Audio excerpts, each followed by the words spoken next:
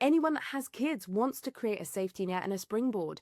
Anyone that has grown up with a certain degree of financial sort of instability has a desire to create stability for their family.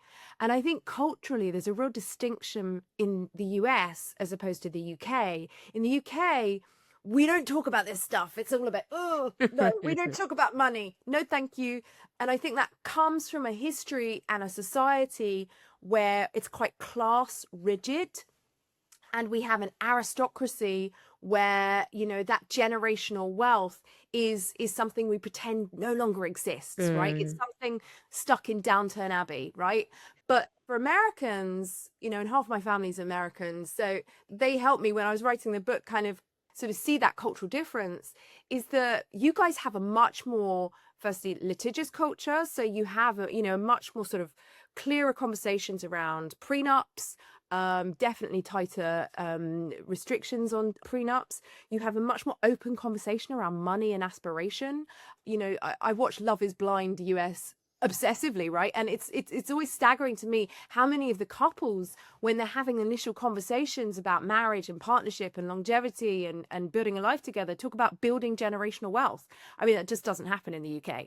So I think there's just a really interesting conversation to be had in the context of the great wealth transfer, in the era where we have a shrinking middle class, and in an era where parents really want to ensure that their kids live this, not just like in a different and a better way than them, but even just like match them, right? And I think we are sort of in a period where downward social mobility is real for the middle class and the affluent class. And so the desire and the expectation and the need to help your kids and give them a leg up in housing, education, childcare, supplement through wages is actually just becoming quite normal in a way that it wasn't 20 years ago. Yes.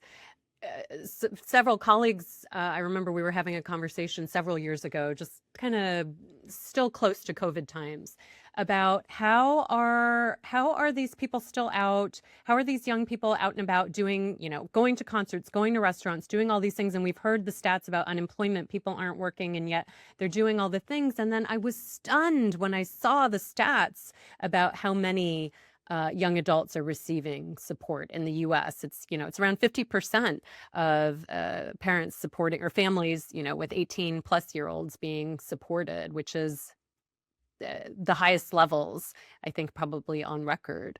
But I think the conversation can veer into, I didn't go to that many concerts when I was young, and I didn't have a mobile phone when I was young, and why are you buying so much coffee and, avocado on toast, like all that kind of like rehearsed narratives around young people are living sort of in a sort of level of kind of consumer excess.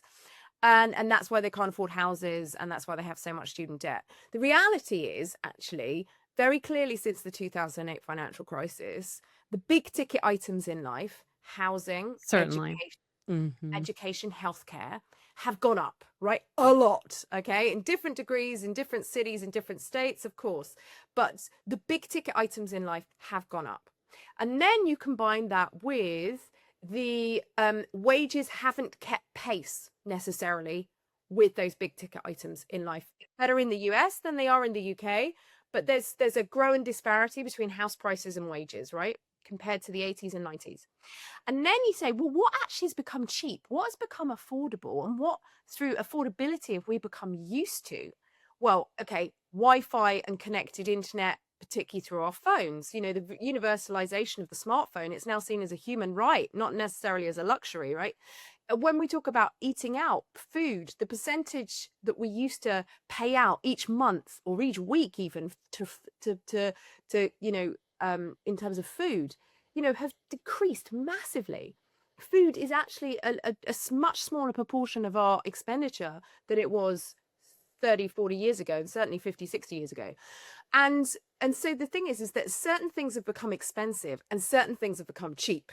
And the things that have become cheap, travel, tech, eating out, have become synonymous with the generation that came of age at a time when certain things became expensive: housing, healthcare, education.